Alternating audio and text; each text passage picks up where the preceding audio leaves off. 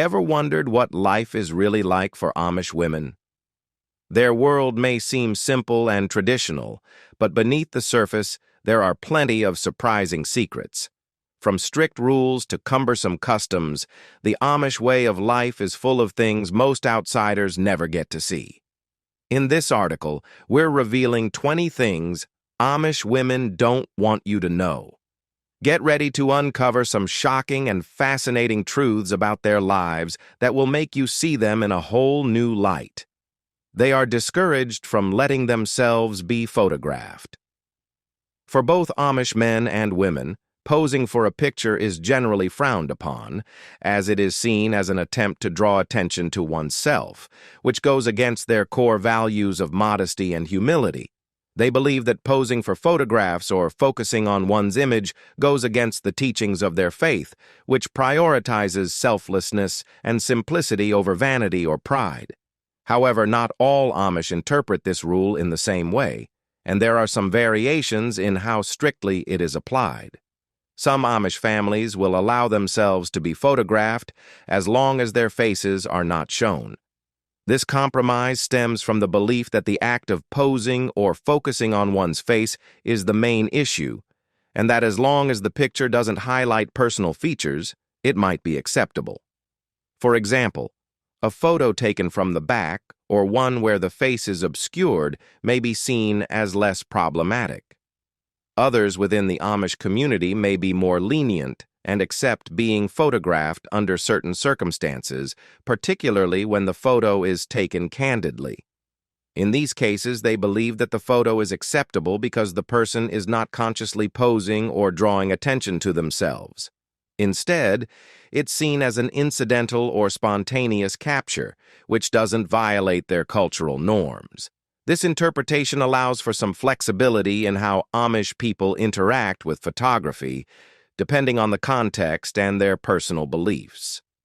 Despite these variations, the overarching principle is one of maintaining modesty and avoiding actions that could be construed as showing off or drawing attention.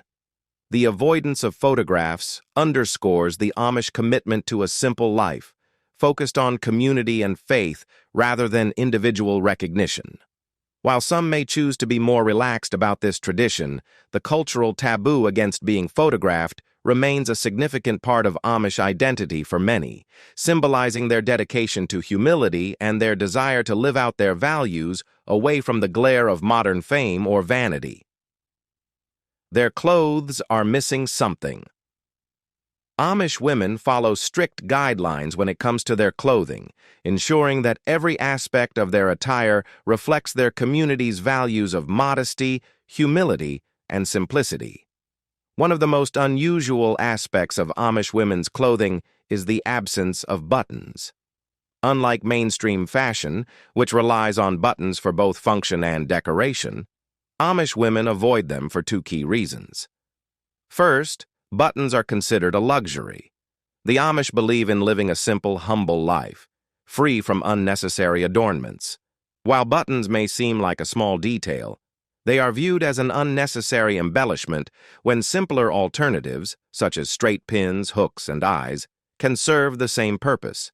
These fastenings require more care and deliberation when dressing, reinforcing the Amish values of mindfulness and modesty. The second reason for avoiding buttons is more practical and tied to the strict Amish code of modesty. Buttons are seen as too easy to undo, potentially making clothing easier to remove in an inappropriate manner. By using pins or hooks instead, Amish women ensure that their garments remain secure and modest at all times. In addition to avoiding buttons, Amish women's dresses follow a strict set of rules. Their dresses must be plain, with no patterns, embroidery, or embellishments. The colors are solid and typically muted, such as dark blues, purples, grays, or browns. Bright or flashy colors are considered prideful and are avoided. The dresses themselves are long, covering the elbows and extending at least 6 inches from the feet. This level of coverage ensures that no unnecessary skin is exposed, maintaining the community's commitment to purity and modesty. They work through all their pregnancy. When an Amish woman becomes pregnant, There is no special exemption from her daily responsibilities. She is expected to continue working just as hard as she did before, whether it's managing household chores or assisting with farm duties. The expectation is that she remains silent about her condition, with the pregnancy typically not announced or publicly acknowledged. Instead, it is largely ignored, and there is no outward fuss made about the expectant mother's situation. This reflects the Amish emphasis on modesty and humility, where personal matters, especially those related to pregnancy, are kept private. The lack of discussion around pregnancy and childbirth extends to prenatal care as well. Amish women generally do not seek professional medical advice or prenatal care during their pregnancies, and the same goes for postnatal care. The absence of medical checkups increases the risks for both mother and child, yet this is part of the broader Amish belief in trusting God's will and relying on the community for support rather than modern medical practices. This attitude is particularly evident when it comes to the birth itself. Most Amish women give birth at home, typically on the family bed, where they labor without the benefit of modern hospitals or birthing facilities. The idea of a hospital visit for childbirth is foreign to the Amish way of life, and baby showers, a common tradition in mainstream society, are also unheard of. The Amish community instead focuses on supporting the mother and family in a more practical, no-frills manner. In the rare event of an emergency, Amish women may be driven to the hospital, but this is an exception rather than the rule. One of the most astonishing aspects of Amish childbirth is the practice of the silent method.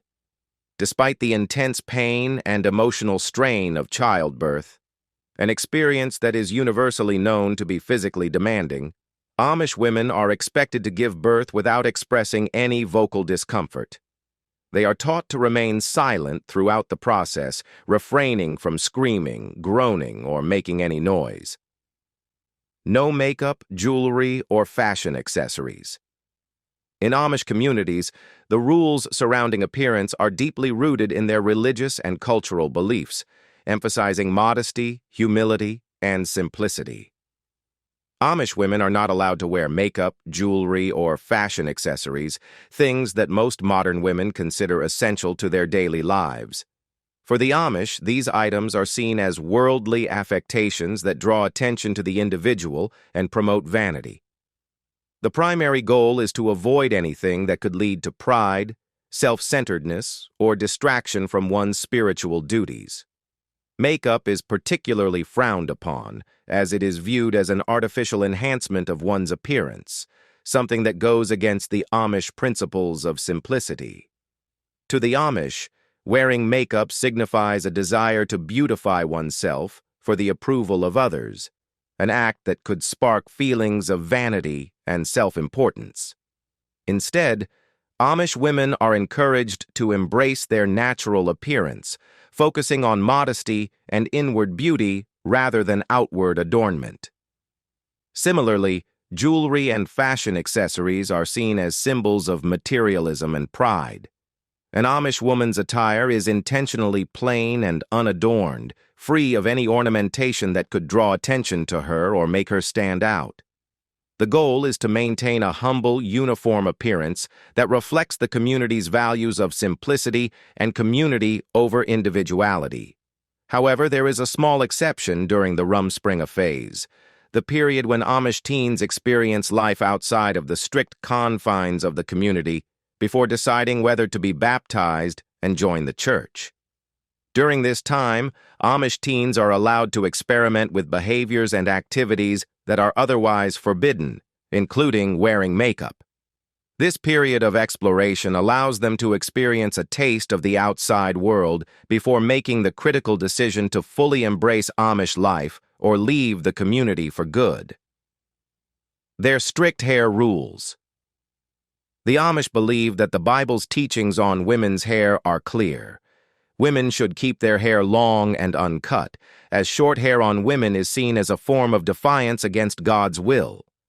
This interpretation of Scripture is central to Amish practices, and as such, Amish women are not allowed to cut their hair under any circumstances.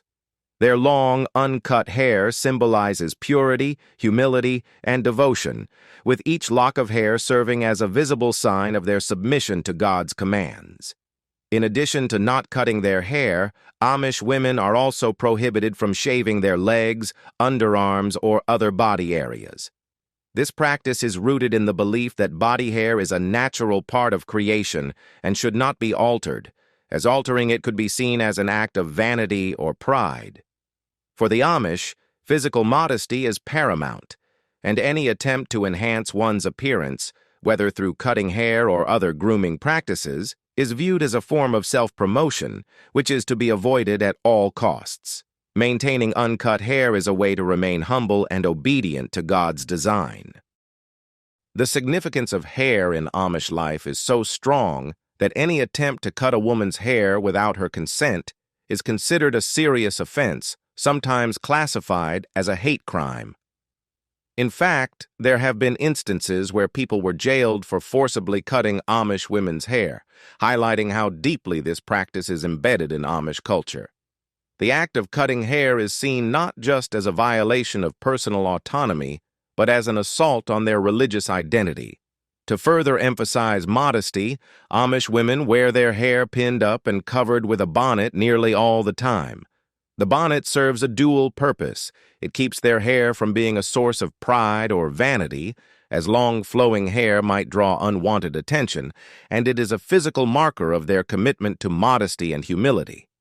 This measure ensures that the hair, while sacred, is not displayed in a way that could suggest self-importance or an attempt to attract admiration. They must not use birth control.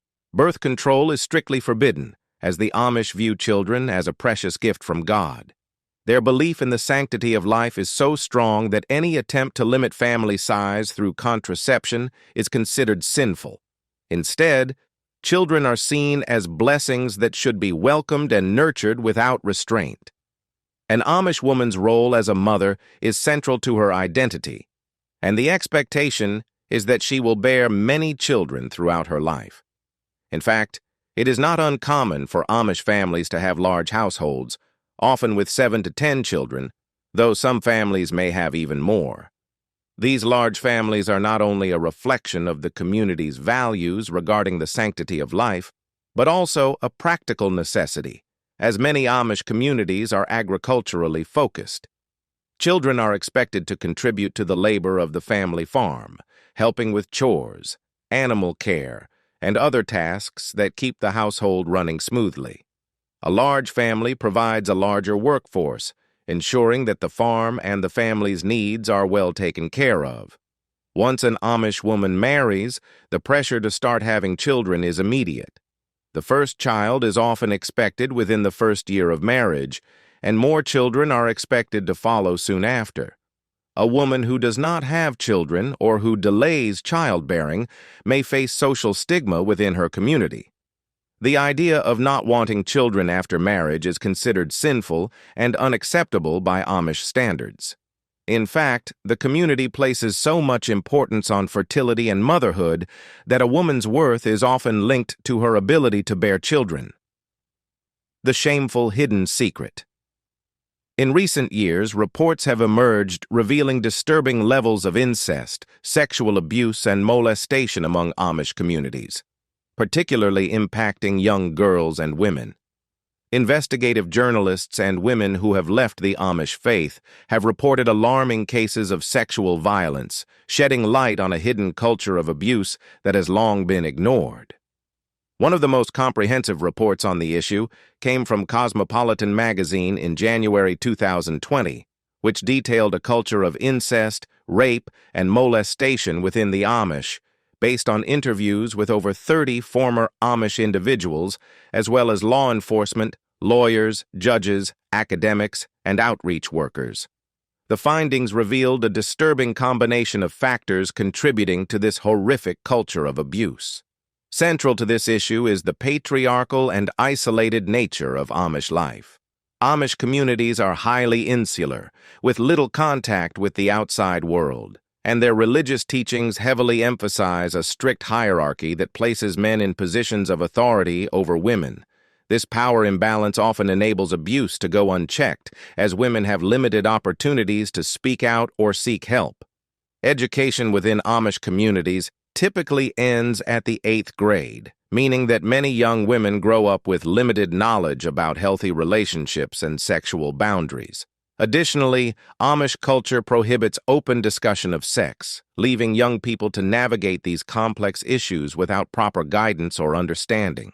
This lack of education and communication contributes to a culture of silence and shame surrounding sexual abuse. Furthermore, Amish communities are known for their emphasis on forgiveness over punishment, which can lead to an environment where perpetrators are not held accountable for their actions. Victims of abuse are often blamed or shamed, making it difficult for them to come forward and seek justice. In this context, the Me Too movement, a widespread effort to expose sexual harassment and violence, has had a little impact within Amish communities, where there is no equivalent social structure to support victims or hold offenders accountable. Amish women sew their own wedding dresses. Amish weddings are deeply rooted in tradition, and one of the most fascinating aspects is the wedding dress. Unlike in mainstream Western culture, where brides often purchase or rent a white gown for their big day, an Amish bride must sew her own wedding dress. This dress is not just for a single occasion, it becomes a lifelong garment worn every Sunday for church services and eventually in death. Interestingly, while white is the traditional color for wedding dresses in many cultures, Amish wedding dresses are usually blue or purple. The strictest Amish communities mandate blue, while others allow for some flexibility in color choice. Regardless of the hue, the dress is always accompanied by a white apron and a prayer covering, reinforcing the values of modesty and humility that define Amish life. The idea of wearing the same dress every Sunday might sound surprising, but for Amish women, it is a testament to their way of life. Their faith emphasizes simplicity, practicality, and consistency. This extends to their appearance as well. An Amish woman must never cut her hair under any circumstances. Instead, she keeps it long and neatly pinned up, covered with a prayer cap as a sign of submission to God. Even in death, an Amish woman remains true to these traditions. She is buried in her wedding dress, apron, and cape, a final symbol of the life she dedicated to faith, family, and community. While some women outside the Amish community take pride in still fitting into their wedding dresses years later, for an Amish woman, it's not a choice. It's a lifelong commitment. They cannot serve as ministers, bishops, or deacons. The Amish Church operates with a unique structure that stands in contrast to many mainstream religions, with a focus on simplicity and a lack of a rigid hierarchical system. Unlike many other religious practices that feature an elaborate clergy, extensive theological training, and distinct divisions between clergy and laity, the Amish Church is largely congregational. This means that leadership is more collective and flexible, and there is no extensive formal training for religious leaders. At the heart of each Amish church is the bishop, a figure who guides the congregation with a gentle and thoughtful hand. While he plays a critical role in overseeing religious matters, his leadership style is characterized by humility. He does not wield absolute power. Instead, decisions such as enforcing rules and making religious judgments are often put to a vote within the community, allowing the congregation to have a say. The bishop's leadership is guided by his conscience, and he is expected to balance the spiritual needs of the community with the challenges presented by an increasingly modern world. Ministers, or preachers, also hold an important position in the Amish Church. They are highly respected for their responsibility of preaching on Sundays, and they serve as spiritual guides for the congregation. While they do not hold formal educational qualifications, ministers are chosen for their deep faith and ability to communicate Amish beliefs. They are not paid for their work, as the Amish reject the notion of clergy being compensated for spiritual duties. Their commitment is seen as a calling rather than a profession. The deacon is another key figure in the Amish church, serving as a sort of fixer or facilitator for the congregation.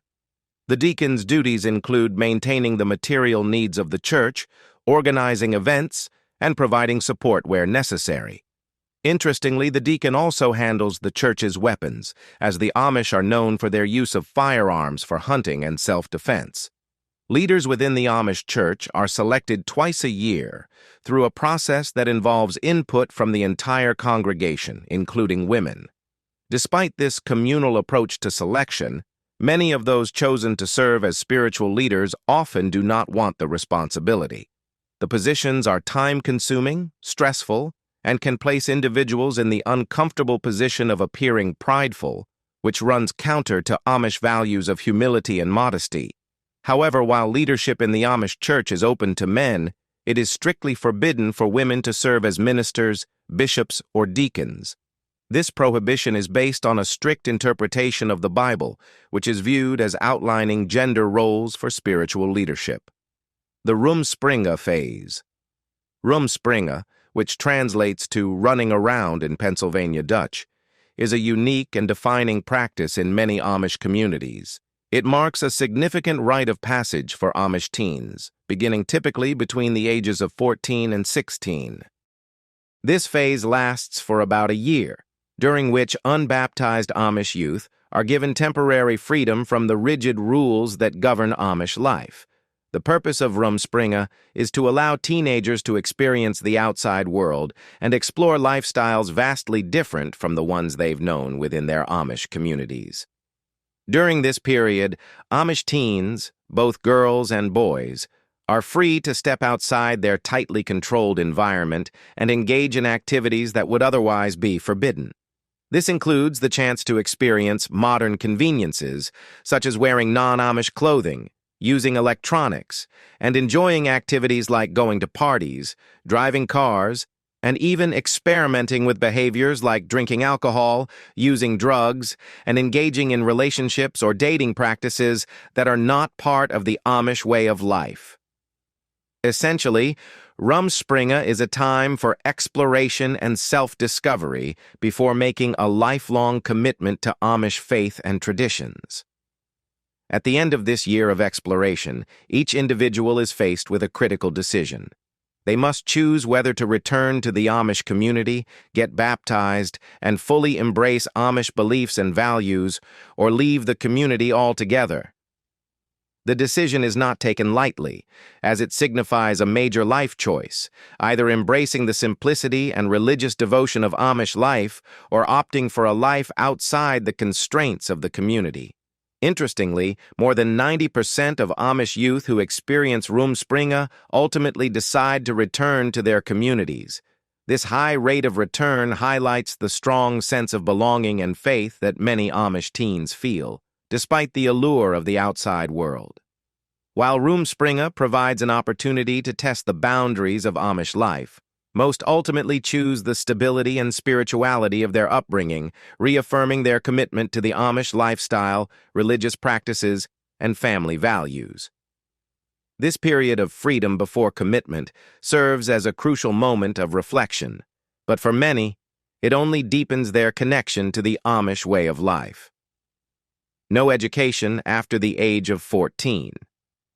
In Amish culture, formal education is deliberately limited, with schooling typically ending after the 8th grade.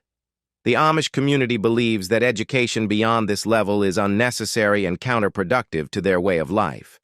They view academic achievement beyond the 8th grade as a distraction from religious and community responsibilities and as a potential influence of worldly values that could undermine Amish principles. This stance has led the Amish to successfully argue their case in front of the U.S. Supreme Court in several instances, defending their right to restrict education to this level and asserting that anything beyond it would violate their religious beliefs. Amish children attend schools that are run by the Amish community itself, rather than by the state. These schools focus on teaching subjects that are deemed essential for life within the Amish community, such as reading, writing, math, and basic arithmetic, along with practical skills that align with their agrarian lifestyle. The curriculum is tailored to instill Amish values, such as obedience, humility, cooperation, and the importance of community and family life.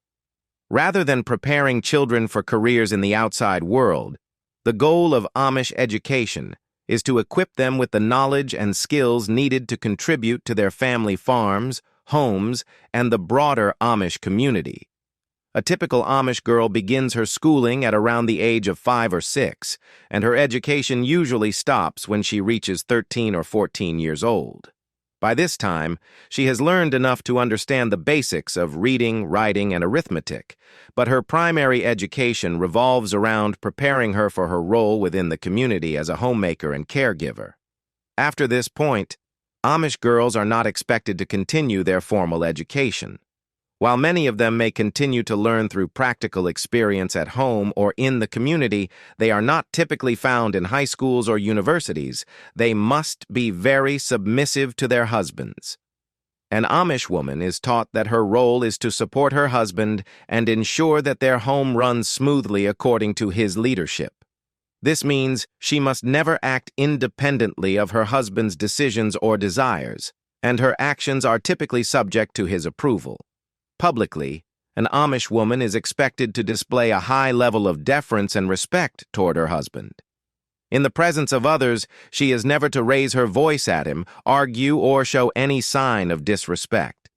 Disagreements or discussions about family matters are meant to take place privately, within the confines of their home, where the wife can offer her thoughts and suggestions without challenging her husband's authority. The notion of submission extends even to how an Amish woman behaves in public spaces. For instance, when walking together as a couple, she is expected to walk behind her husband, symbolizing her role in following his leadership. This tradition is further reinforced when the family travels in a horse-drawn buggy, where the husband is always the one in control of the reins. This is seen as a demonstration of his authority and the wife's position as a follower of his guidance. Amish wives cannot work. In Amish culture, the belief that a woman's place is in the home is not just a saying, but a guiding principle that shapes every aspect of an Amish woman's life. Once a woman marries, she is expected to fully dedicate herself to her role as wife and mother, leaving behind any previous career or paid employment she may have held. The transition from the outside workforce to full-time homemaking is seen as a natural and necessary step, one that reflects the Amish commitment to family values, simplicity, and religious principles. For an Amish woman, this means prioritizing the care and nurturing of her family and ensuring that the household operates smoothly. Her daily responsibilities are diverse and extensive.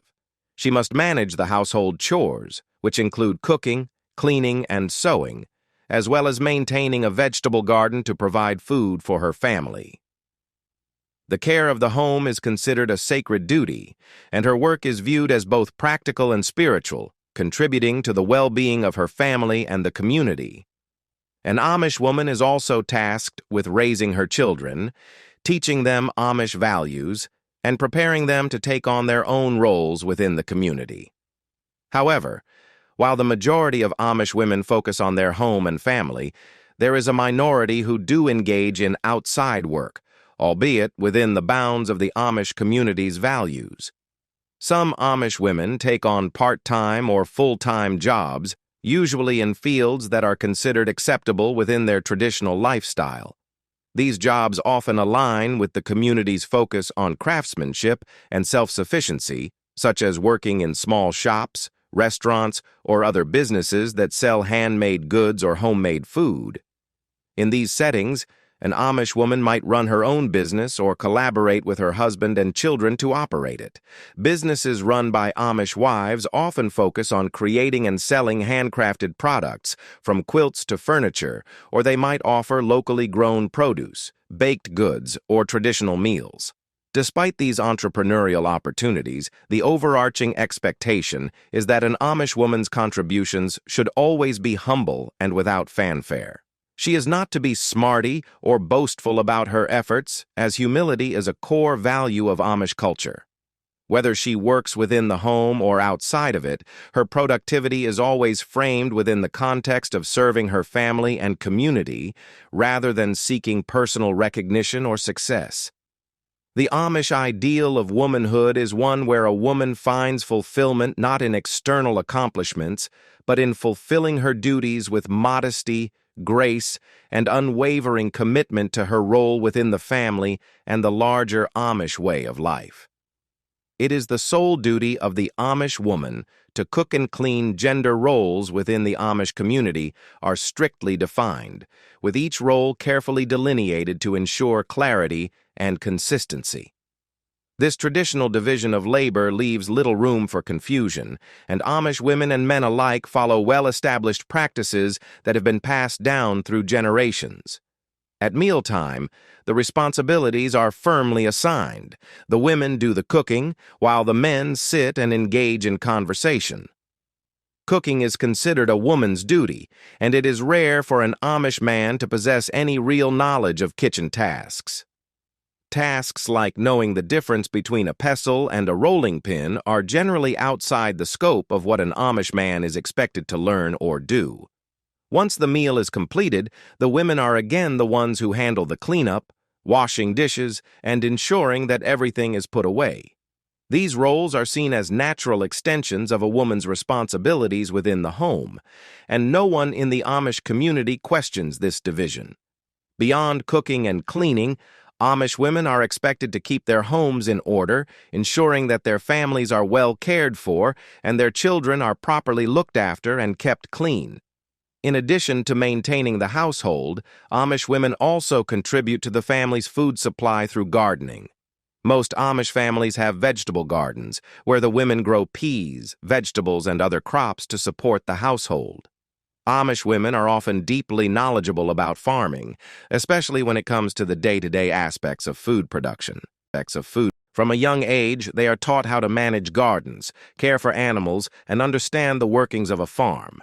This education continues throughout their childhood and into adulthood, preparing them to manage these responsibilities when they marry and join their husbands' households. Having children is mandatory. In Amish communities, the role of women is deeply tied to their responsibilities as wives and mothers. From a young age, Amish girls are raised with the understanding that they will one day become Amish brides and later Amish mothers, often to large families.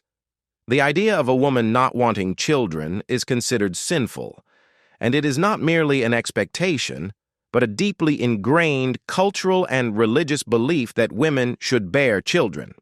In fact, Amish women are expected to have multiple children, typically between 6 and 9, and continue having children well into their 40s. The Amish view children as a blessing from God, and the more children a woman has, the greater her spiritual reward. Contraception is strictly forbidden, as it is seen as interfering with God's plan for family and life. There is no option for women to control the number of children they have, and large families are the norm.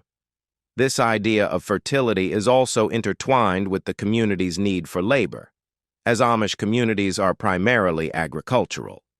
Having large families ensures that there are enough hands to help on the farm, contributing to the self-sustaining nature of Amish life. A woman's journey into motherhood begins soon after marriage. Amish women are expected to conceive their first child within the first year of marriage, marking the beginning of a lifelong commitment to childbearing. This expectation, however, comes with a significant amount of pressure, as the number of children a woman has is viewed as a reflection of her faith and obedience to God. This societal expectation becomes even more complicated by the fact that discussions about sex, reproduction, and intimacy are forbidden, even between mother and daughter. Amish girls are not given the usual birds and the bees talk.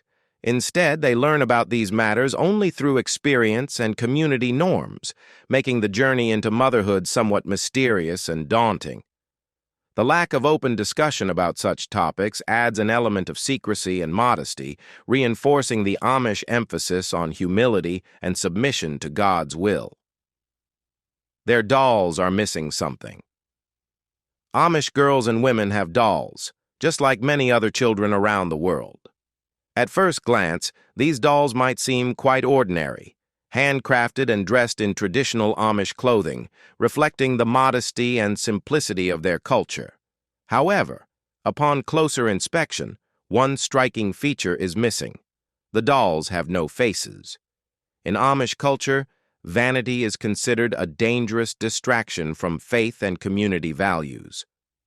By omitting facial features, these dolls reinforce the belief that physical appearance should not be a source of pride or self-importance. A doll without a face cannot inspire thoughts of beauty, comparison, or personal identity in a way that might encourage vanity. This principle extends far beyond childhood toys and plays a significant role in the lives of Amish women. Amish women adhere to strict guidelines when it comes to their appearance. Their clothing is always plain, with muted colors and simple designs. Patterns, embellishments, or decorative details that might draw attention are strictly avoided. Jewelry is completely forbidden, as it is seen as an unnecessary adornment that promotes self-importance. Makeup is also prohibited, as enhancing one's appearance is considered an act of vanity. Even hairstyles remain uniform, long uncut hair neatly pinned up under a prayer covering, signifying modesty and submission. In a world that often prioritizes beauty and self-expression through fashion, the Amish commitment to simplicity stands in stark contrast. The faceless dolls are not just toys, they are a reflection of the deeply held values that shape every aspect of an Amish woman's life. No sex-talking Amish women are raised with very strict rules surrounding modesty and sexual behavior, which are deeply ingrained in their culture and religious beliefs. Sexual intercourse is considered a private matter that should not be openly discussed or even hinted at. This level of prudishness extends to the Amish community's entire approach to sexuality. In fact, it is so taboo that even the birds and the bees conversation between mothers and their children is not allowed. Amish mothers are expected to avoid discussing sexual matters altogether, and children are left to figure out the complexities of their changing bodies and hormones on their own, often without formal guidance. For Amish teens, this lack of open communication can be confusing and isolating. They are expected to navigate the challenges of puberty without the usual support or understanding that is typically available in mainstream society. This approach can make the transition to adulthood and marriage particularly awkward for young Amish women, who are often left to learn about sexual matters through peer experiences and community norms rather than through open discussion with their parents. The wedding night, when Amish couples finally consummate their marriages, is a highly private and somewhat mysterious event, since premarital intimacy is strictly forbidden. Displays of affection between married couples or even those who are dating are usually frowned upon in public. Physical contact, such as hand-holding or kissing, is kept to a minimum, and any hint of intimacy before marriage is considered sinful. However, despite the community's strict rules about premarital sex, it's not uncommon to see unmarried Amish women who are visibly pregnant.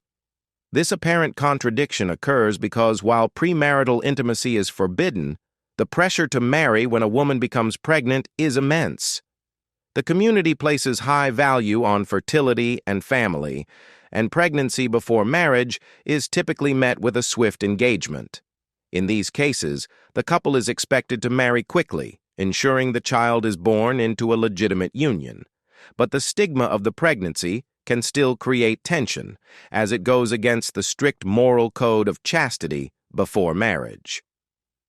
They have strange wedding rituals. While the Amish are known for their strict traditions and rules, the process of marriage within their communities may surprise some, especially when it comes to the autonomy young people have in choosing their spouses. Unlike many cultures with arranged marriages, Amish men and women are free to decide who they will marry. However, the way they go about courtship is remarkably simple and modest by modern standards.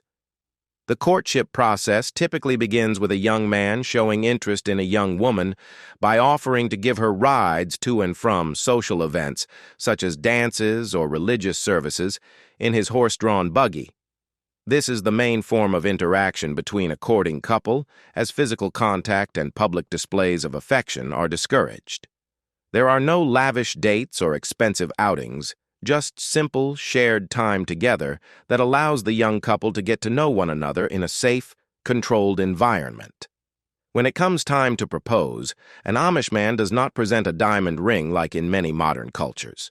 Instead, he typically offers a practical gift, often something like dishware or other household items that reflect the values of practicality and simplicity. This is a clear signal of his intent to build a life with the woman, focusing on the practical aspects of marriage rather than materialistic displays of wealth. Weddings themselves are understated affairs, typically occurring after the harvest in the fall, although today they can happen year-round. The ceremony is simple, with the focus more on the union of two people than on extravagant celebrations.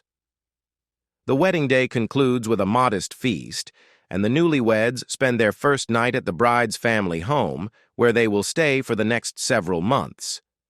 This time is often viewed as a transitional period before the couple establishes their own household. While this arrangement may seem unconventional, it is not a hardship for the young couple, as it is common for the newlyweds to be the subject of playful pranks.